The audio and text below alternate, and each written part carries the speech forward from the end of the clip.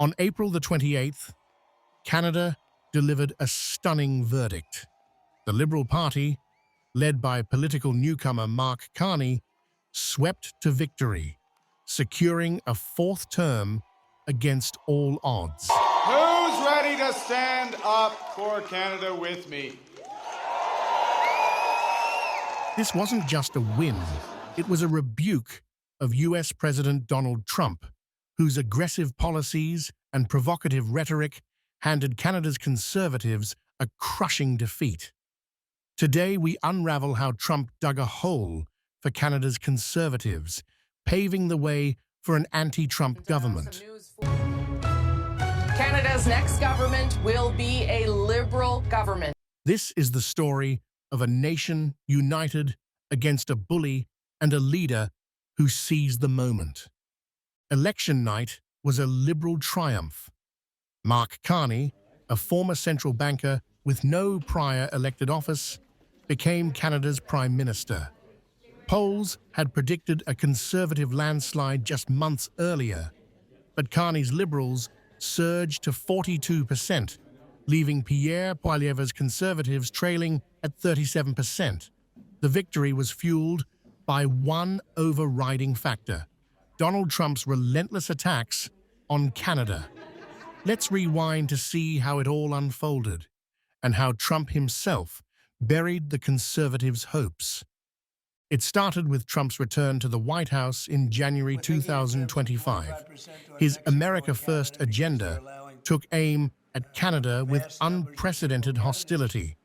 Trump slapped a 25% tariff on Canadian steel and aluminum, followed by a blanket 25% tariff on all Canadian goods. The final blow came with a 25% tariff on vehicles and auto parts, set to devastate Canada's auto industry. Trump's rhetoric went beyond trade. He repeatedly suggested annexing Canada, calling it the 51st state to dodge tariffs. As you probably know, I say you can always become a state. And if you're a state, we won't have a deficit, we won't have to tariff you, et cetera, et cetera. But Canada has been very tough to deal with. These comments, meant to intimidate, backfired spectacularly. Canadians rallied in defiance, with ex-posts capturing the mood. Trump's threats lit a fire under us, one user wrote. Another said, he made Canadian pride the election issue. The tariffs alone threatened 600,000 jobs, including 500,000 in the auto sector, and Trump's claim they targeted drug trafficking was widely dismissed as a pretext. Canada's response was fierce. The slogan, "Elbows up, a nod to hockey toughness," became a rallying cry. This nationalism shifted the election's narrative, catching the Conservatives off guard. They had been poised to win, capitalizing on the Liberals' unpopularity under Justin Trudeau, whose approval rating had plummeted to 20%. But Trump's actions changed everything. In January 2025, Trudeau resigned amid party turmoil, with polls showing the Liberals 20 points behind. I intend to resign as party leader, as Prime Minister, after the party selects its next leader through a robust, nationwide, competitive process. Enter Mark Carney, the former governor of the Bank of Canada and Bank of England. Elected Liberal leader on March 9th with 86% of the vote. The next Prime Minister of Canada, Mark Carney, with 131,674 votes, resulting in... And Donald Trump... Carney transformed the campaign by framing Trump as Canada's greatest threat. His outsider status and economic expertise made him the perfect foil to Trump's chaos. Carney's anti-Trump platform flipped the polls. By April, the Liberals led 42% to 37%, as voters prioritized sovereignty over domestic gripes like inflation. Trump had handed Carney a unifying cause, making incumbency an asset in a year when voters globally were rejecting it. The Conservatives, led by Pierre Poilievre, were blindsided. Poilievre's campaign had thrived on populist attacks against Trudeau's carbon tax and promises to fix a broken Canada. His MAGA-style rhetoric, echoing Trump's playbook, had built a 25-point lead. But Trump's tariffs and annexation threats made Poilievre's approach a liability.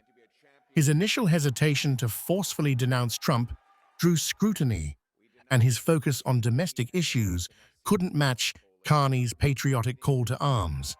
Poilievre's pivot was too little, too late. His MAGA-inspired tone alienated voters embracing Canadian pride, and ex-posts criticized his strategy. Poilievre misread the room. Trump's the villain, not Carney. The Conservatives' lead evaporated as Trump's actions dominated headlines, leaving Poilievre struggling to adapt. Carney capitalized on Trump's missteps. His Trump-proof plan promised $30.9 billion in defense spending, new trade deals with Europe and Asia, and fewer interprovincial trade barriers to bolster Canada's economy. He vowed to negotiate with Trump only if the U.S. respected Canada's sovereignty. Despite stumbles like his shaky French in Quebec debates and criticism from the NDP's Jagmeet Singh for scrapping progressive policies, Carney's message resonated. Trump's erratic moves deepened the Conservatives' hole. He paused tariffs briefly, then escalated them, keeping Canadians anxious. His March 28th call with Carney was called productive, but Trump's insistence that tariffs were about leverage, not drugs, fueled outrage.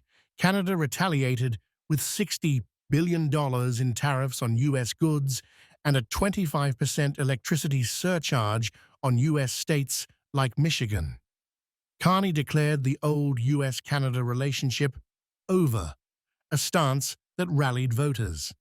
Our old relationship with the United States, a relationship based on steadily increasing integration, is over.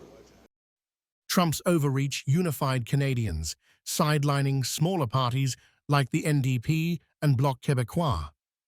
Voters saw Carney's expertise as a shield against economic chaos, while Poilievre's populism felt out of touch. Trump had inadvertently made Carney the face of Canadian resistance. On election day, the Liberals' victory was decisive.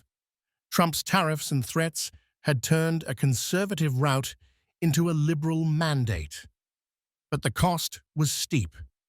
U.S.-Canada ties frayed, and economic uncertainty loomed. Trump's recklessness didn't just lose him Canada's trust, it reshaped its politics, handing Carney a platform to lead. Donald Trump dug a hole for Canada's Conservatives by underestimating a nation's resolve. His policies didn't weaken Canada, they forged a new era of defiance under Mark Carney.